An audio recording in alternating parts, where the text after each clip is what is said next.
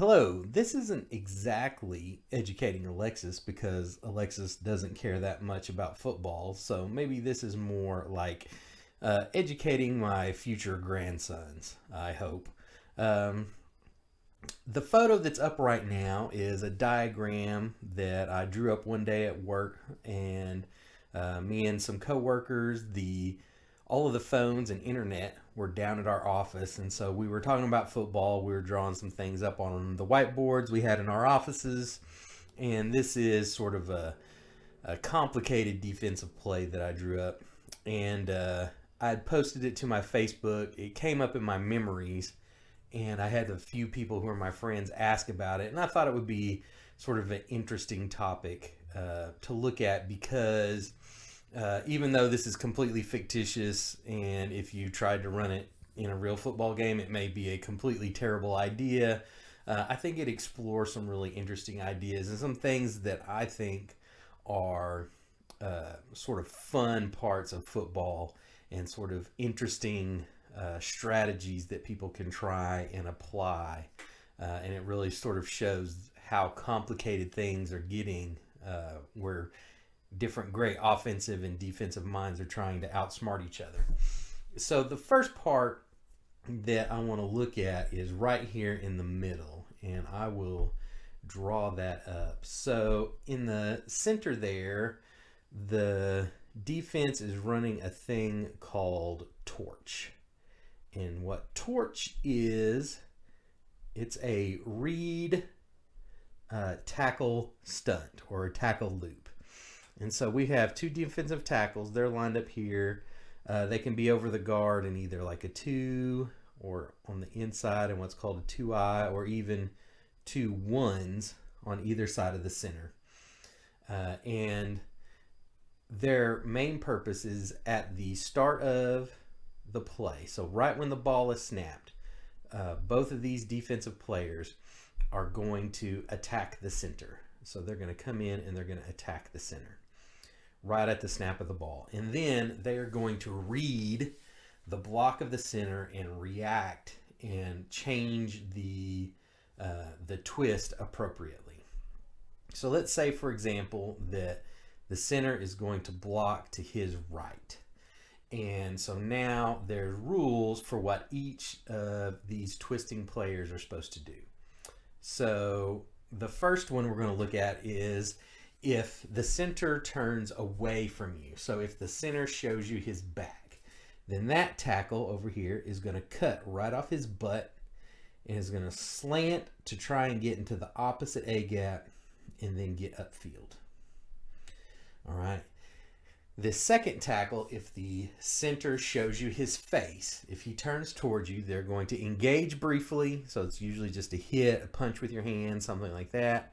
And then they're going to disengage and they're going to twist to try and get in the opposite A gap and get upfield. Or they're just going to head down the line of scrimmage and find an open gap for them to get into. So that's the first part of it. That's the torch. And if you follow coaching Twitter, you look at some of the sort of the discussions on message boards and things like that, there's a lot of coaches that really like this because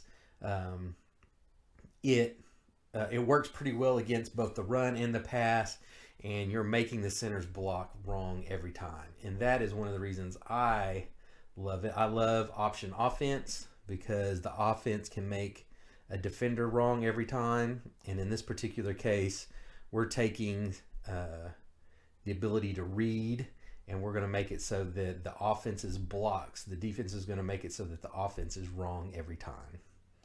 As we move out, the next level of it, so we have these tackles, and I would put them in a 2-eye, or I put them in ones. I may even tilt them in those A gaps, which would mean that their heads are pointing towards the center. Anything to sort of tip our hand that they're going to attack the A gaps, because what we want to do is we want to force the offensive line to check into a slide protection. And so what that would mean is that, and we'll go ahead, we want to, since these inside gaps are threatened, they're going to check. They're probably going to lock the tackles on the defensive ends because that means that we have bigger players on bigger defenders, and then they're all going to slant to try and cover up all of these other gaps. And we're doing that because we have two linebackers walked up into the B gaps, and they are also going to be reading the blocks. And this particular technique a lot of time goes under the name rain. That's what it is in the Bill Belichick sort of coaching tree, Nick Saban, sort of that coaching lineage. If you read the different material, they can either read the center or the guard that they're over. And a lot of times they're reading the center. There's advantages and disadvantages to each one. But in this case, we'll talk about it as though they're reading the guards, and they're going to have a similar read. So on this linebacker on the backside, whenever his guard shows his back, that gives him the indication that he's going to blitz.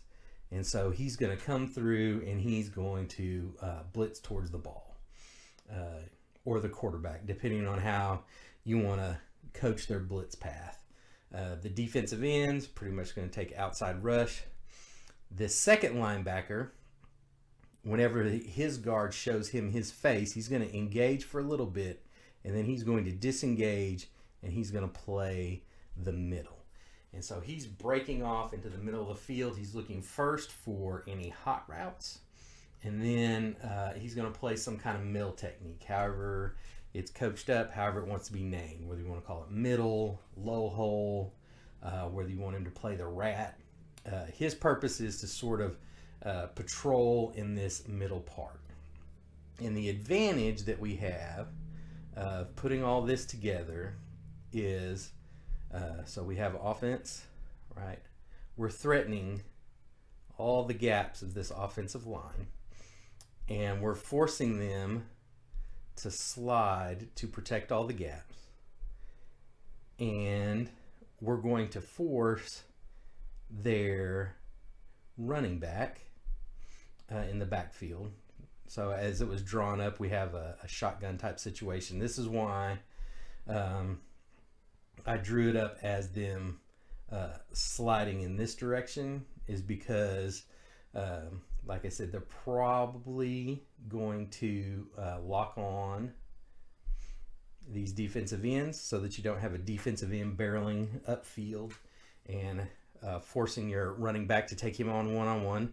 The running back's going to take whatever blitzer comes through this gap, and they're going to slide the rest of this interior to try and cover their gaps.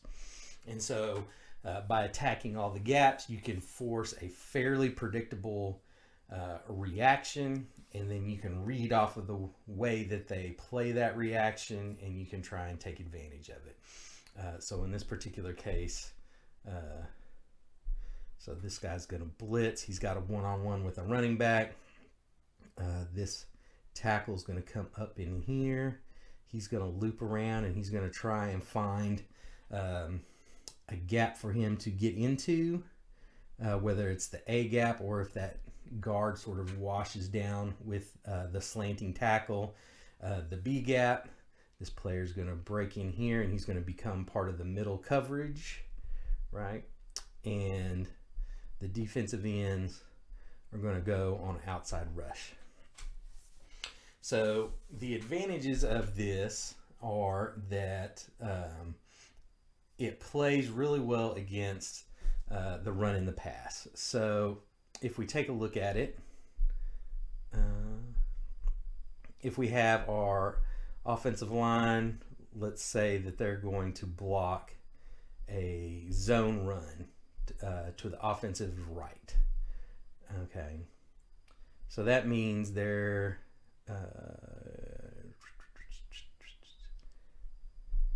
so they're going to come here, here, here, here. We're going to leave this defensive end unblocked because we're either going to read him zone read style, or we just assume that he's going to be unblocked, and maybe RPO, something like that. or we just leave them unblocked because that's how zone running usually is done. The back's going to kind of come out here. So we have to have a little bit of coaching for our linebackers anytime they have both run and the pass. So he's going to fill this gap whenever he gets a run read. Your end's holding the outside. This tackle's still going to slant in here. This tackle's going to loop around and look for something. This tackle's going to blitz in here, and your defensive end becomes the backside contain. And if you read the discussions from coaches that have actually run this, there's a couple things that can happen. Good for the defense would be if the play breaks backside. So because we have all this slanting on the backside, there's a chance that something's going to break through here and it's just going to blow everything up in the backfield before it really gets going. And that is one of the best things that can happen for the defense. Another thing is if the running back decides to bend it backside because all of this front side's kind of clogged up, and if the backside gets washed down from all the slanting, the back may want to bend it into this direction.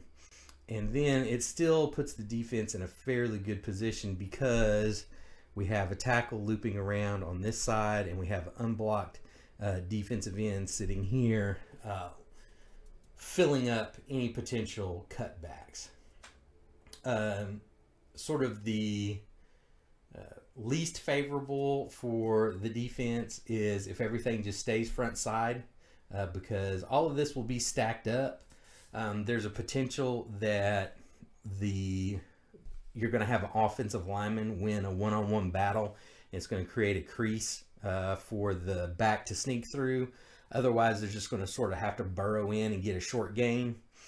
Or it may bounce outside and you're going to have to rely on one of the overhang players that we haven't really talked about yet, but you're going to have, an overhang player, a safety type out here is going to have to make a play in space.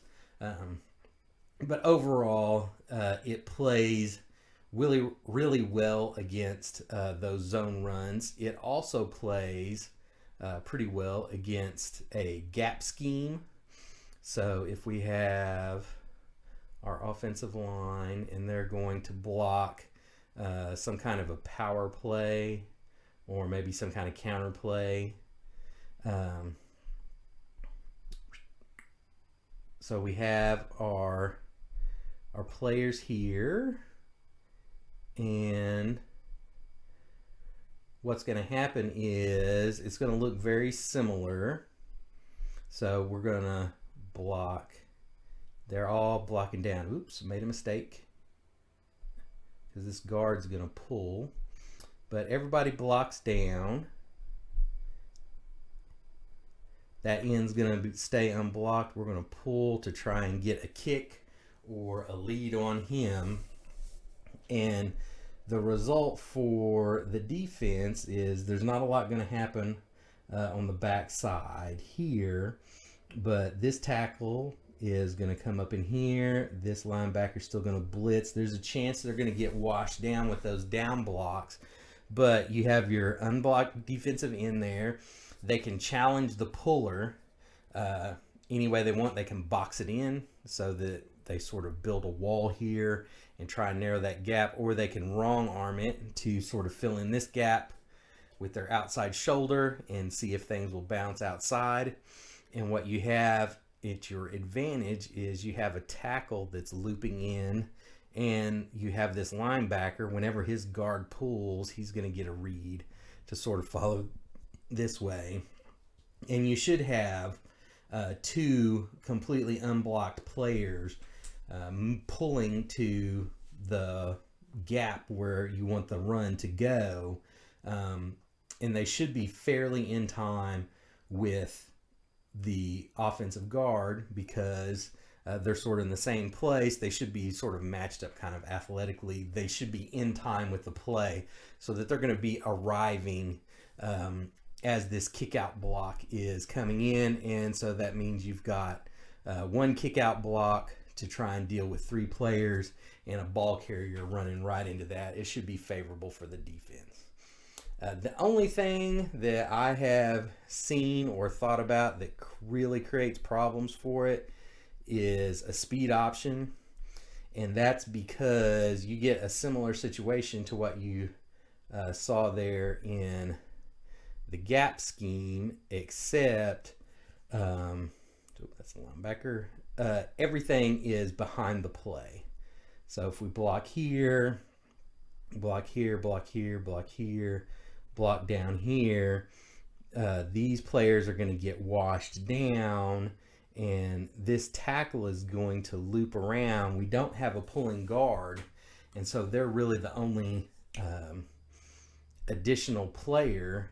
The offense is going to read this defensive end for a pitch read, and that's when really the problem's sort of happening, because the offense is coming out onto this flank so fast.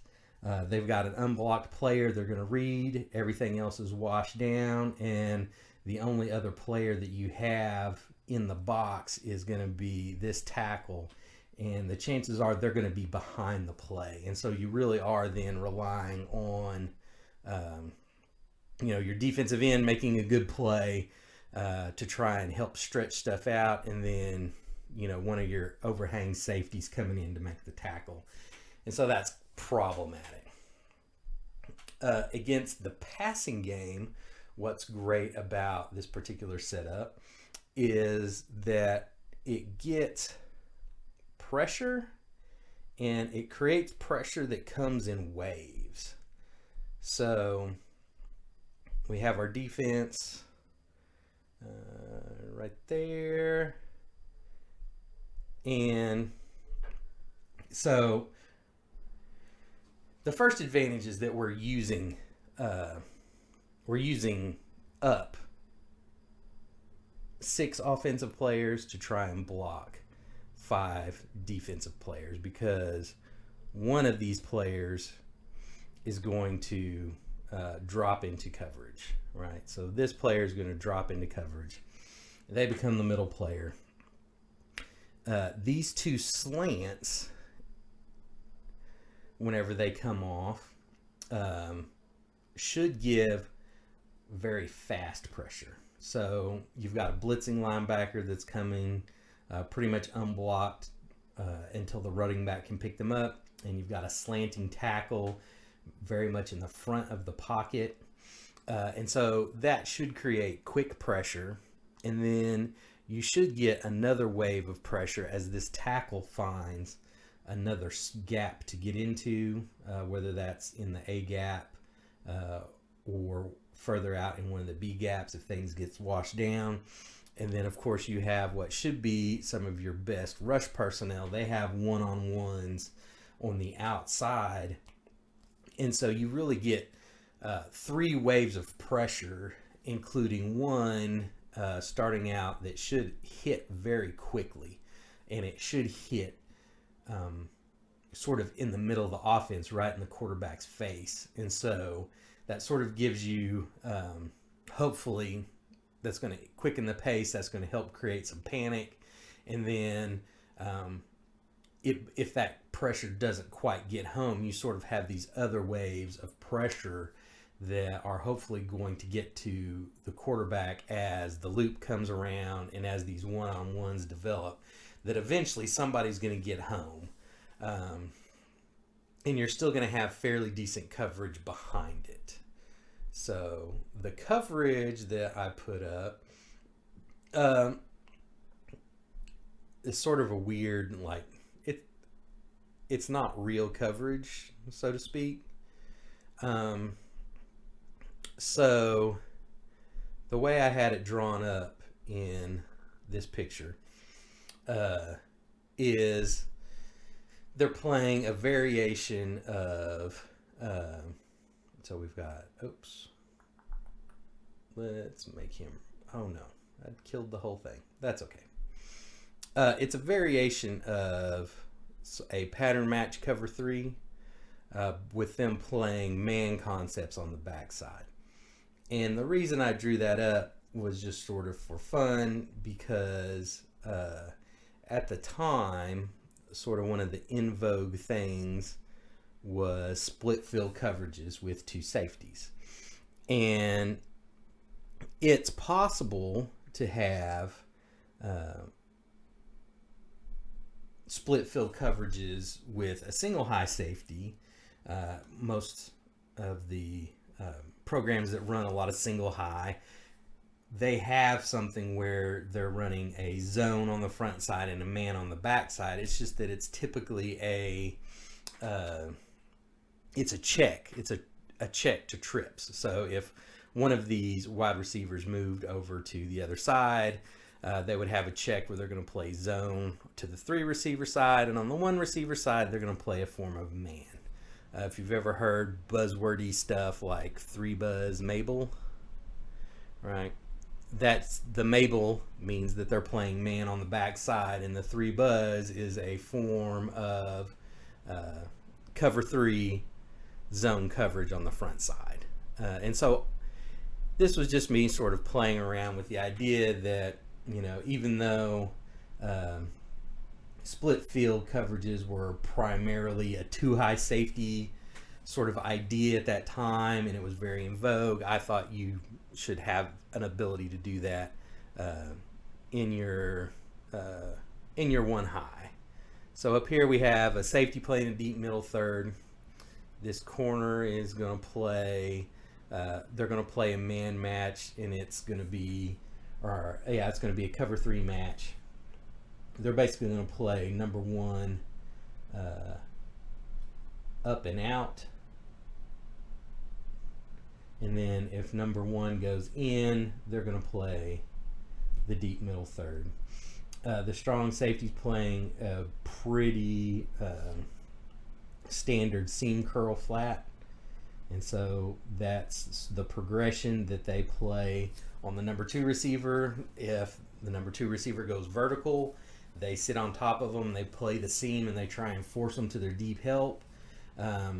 If the number 2 receiver goes inside, then that strong safety would turn into a curl player and then a flat player looking for anything coming to the outside. The way I have it drawn up is these 2 players are playing on the back side a form of banjo man. And so it basically just means that this weak safety would have any player that came on the inside, this corner would have any player that came on the outside. So if they had a switch release of any kind, then it's a matchup. You might think of it as like a matchup zone or a basketball switch is the way it's often described.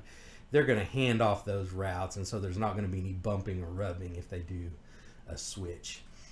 And it just creates a little bit of flexibility, and it sort of wanted to play with the idea that you could mix these sort of split field things in 1 high safety. Of course, then our player here is playing in the middle. They can be a low hole player, they can be robbing anything that crosses, or they can be what's called a rat player. And if, for example, we got a crossing route, so let's say this player went on a crossing route, they were coming across.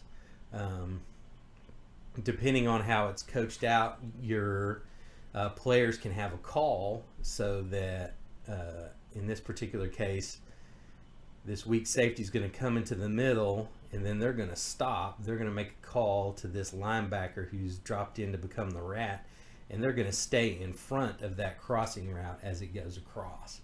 And so as the crossing route moves towards the middle, it sort of gets double teamed, right? Sort of in this area, because you get a little bit of a bracket from a player that's going to probably be trailing.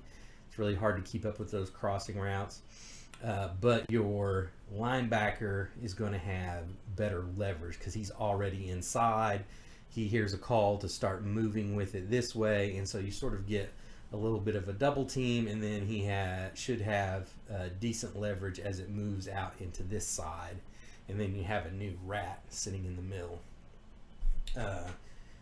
there's a lot of very interesting, complicated things you could do with it, but that is just sort of an idea that I was toying around with some co-workers, drawing something up on the whiteboard, and like I said, it is it's a bunch of defensive ideas that I really like, because you are reading the offense, you're trying to make sure that they're wrong and they're blocking every single time, and it sort of plays around with at least what at the time that I drew this up were a lot of the sort of in vogue, very popular pass coverage ideas. So I hope y'all like that. I hope that was interesting, and if I get a lot of attention for this, I might do some more football things to, like I said, help educate my future grandsons. So thank you, like and subscribe.